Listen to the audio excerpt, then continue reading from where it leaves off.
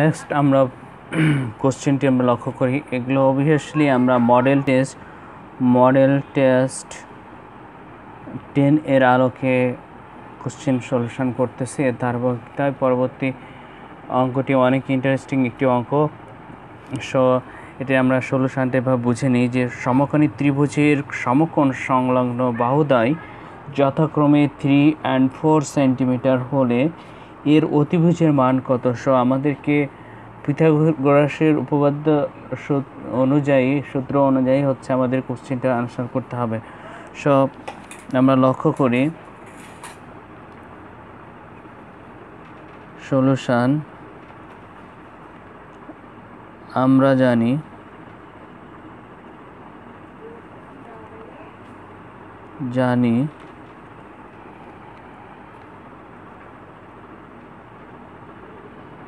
পিথাগোরাসের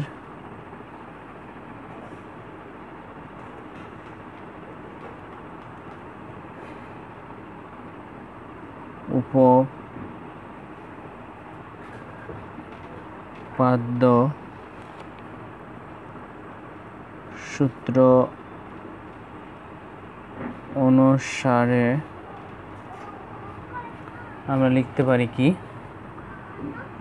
আমরা লিখতে পারি অতিভুজ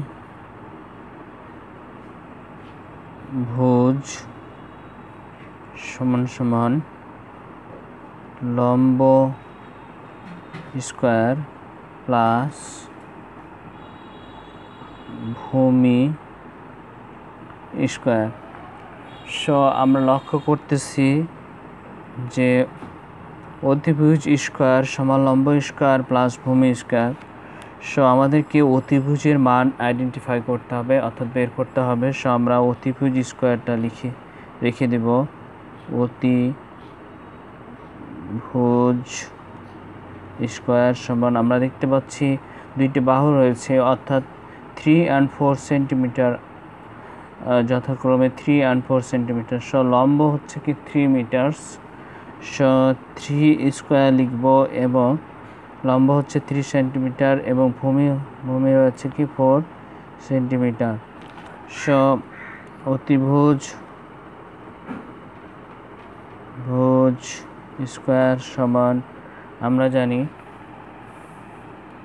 যে 3 এর উপর স্কয়ার অর্থাৎ 3 into 3 অর্থাৎ 3 এর বর্গ অর্থাৎ 3 স্কয়ারের মান হচ্ছে 9, 3 3 9 এবং আমরা জানি 4 স্কয়ার সমান সমান মানে 4 into 4। So 4 into 4 16। ওকে, সো আমরা এখানে লিখতে পারি যে 9 plus 16। সো 9 plus 16 plus 9 তাহলে কত হবে?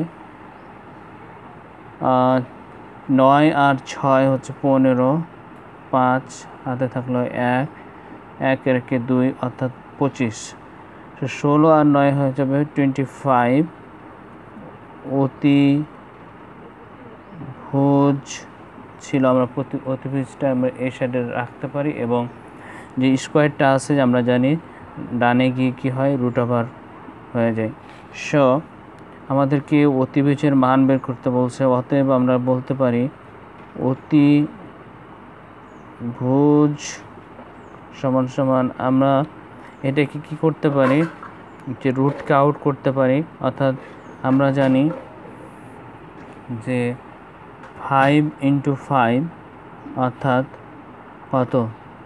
5 into 5 অর্থাৎ 25। আমরা তাহলে 5 এর উপর স্কয়ার করতে পারি, যেহেতু 3 এর উপর স্কয়ার অর্থাৎ 5 into 5। সো আমরা লিখব 5 স্কয়ার। নাও আমরা স্কয়ার এবং রুট যদি আউট করি তাহলে আমরা পেয়ে যাই অতিভুজ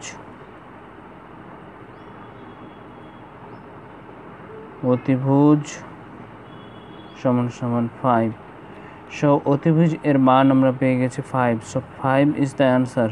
That's all.